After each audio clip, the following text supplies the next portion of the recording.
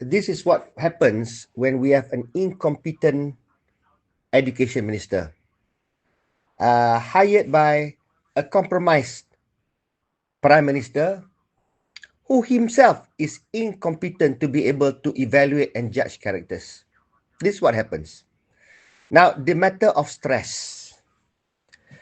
People say stress kills. Have you ever heard that no stress also kills? You look at some Scandinavian countries where the unemployment benefit is bigger than many salaries. And, you don't have to work. You just get fed by the state, comfortable life. But guess what? Where is the highest number of suicides? Rate of suicide is in those countries. Why? Because experts have determined that human beings require stress. But too much stress kills human beings. But stress is required to make the human being more resilient and develop strength. Stress is necessary for us to strive. Let me give you an example. If you go to the gym, you carry weights. There's stress on your muscles. There's stress on your body. But you do it moderately, consistently, and the right way. You build muscles, you become healthy, you live longer, your heart becomes stronger. That's first point. If you read a book, is it not stress on your brains? Because you got to process. You got to learn. But the more you learn, the pain you take, sakit awal, later senang. Betul tak? So now, what happens when that happens? You become smarter, you become doctors, you become engineers. You go through the pain of studies and you become successful in life. You don't, you jadi orang sapu sampah, yang tak ada opportunity ataupun yang malas. Cuci parit, cuci jamban. That's what happens because there's no stress. Okay, banyak benda lagi.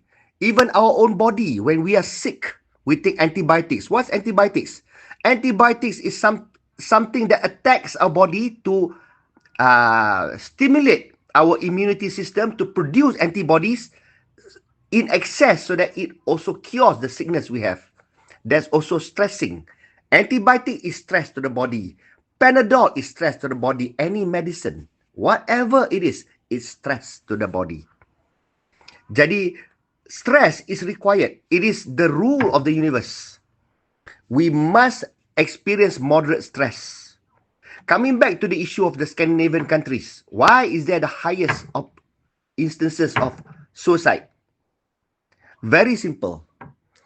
They don't experience the stress of having to earn a living. They don't have to. Life comes easy. Everything. They are fat. They eat well. They sleep well. They enjoy life. But there are things in life that happens that money can buy. There are things that happen that money can solve. For example, the death of your loved ones or your disappointment on certain things, calamities, so many things. Now, the point is when we lose our loved ones, people tell us we try to be strong, remain strong, bertawakal to God. Time will heal. When somebody dies, it's stressful, very stressful. You cry, you weep unconsolably. But as time goes by, is it less sad? Sadness is what you feel. But the fact remains that person is already dead. Your mother ke, your wife ke, your husband ke, or your child is dead. They're not coming back. But what changed? What changed is that your ability to cope. You became stronger over time. You handled the stress and you accepted the fact that, you have lost this person got to move on and that person died. And so will all of us. We will all die. We will all perish because no life is permanent. Everything that lives must die. We accept this fact and we move on. And then somebody else dies. We hurt again. Stress, repeated stress. And we get used to it. Eventually, we die. So, what is stress? So, therefore, When you go to work, you have to finish off assignments, you have to prepare for presentations, you got to face interviews to get a job, you try to get promoted.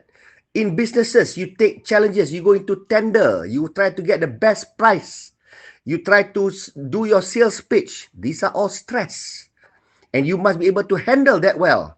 Your staff act out, they don't work together, they quarrel, they don't produce, they curi tulang. You got to manage that. These are all stress.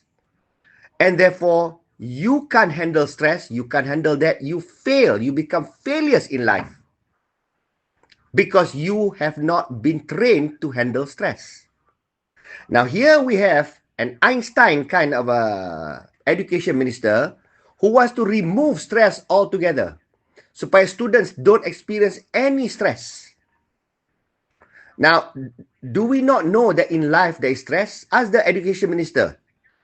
Does she not endure stress with all the criticisms and telling her to resign? Stress.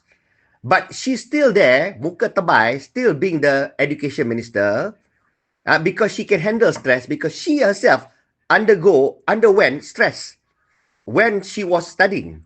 She too was a product of maybe SRP ke SPM, she too was that.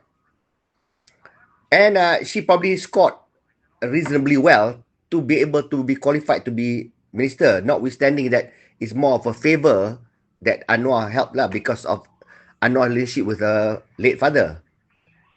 Okay, so what does she think she wants to do? But then kita punya PMX mana takut nak, mana berani nak usik Fadlina pun.